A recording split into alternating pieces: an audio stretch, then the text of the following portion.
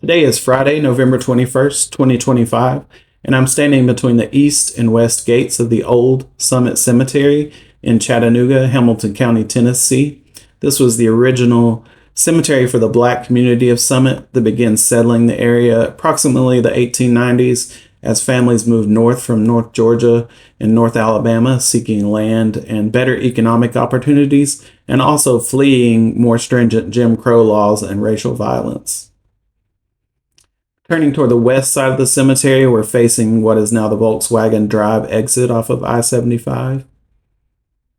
Turning towards the north, we're facing the Atlas Mountain Bike Trail, part of the Enterprise South Nature Park in Chattanooga. In this area, there were clusters of homes, part of the original northern part of Summit, and the Mount Olive Primitive Baptist Church, number 2.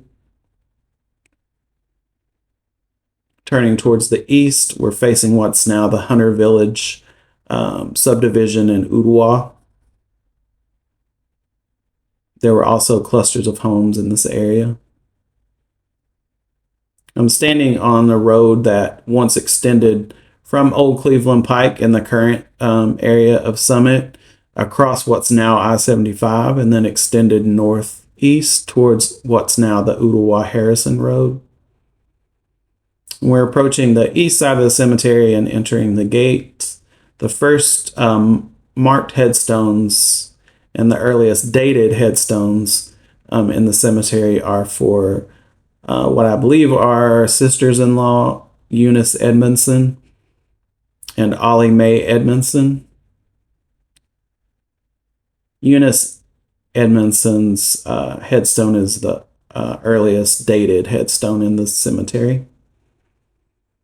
On the east side, there's several stone markers without inscriptions. So we're going to look at one example.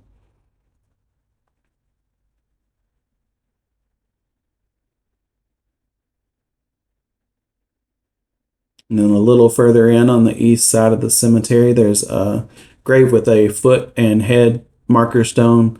The foot stone is carved with the initials HT. Then we're going to see an example of a grave depression with a rock border decorating it, but no marker stone or inscription.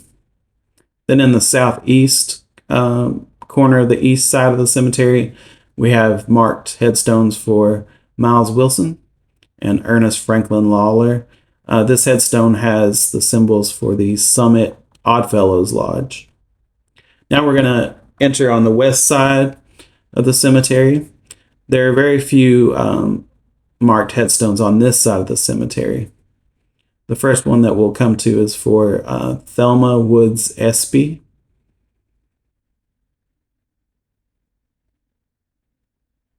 And then the only other marked headstone on this side is for Aaron Standifer.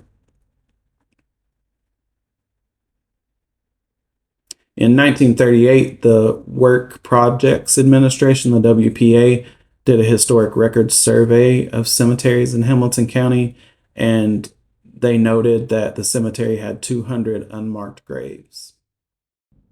In 1942, the U.S. government condemned the land in this northern part of Summit, including the homes, the church, and the cemetery, in order to expand the Volunteer Ordnance Works property, which was being built to produce munitions for World War II.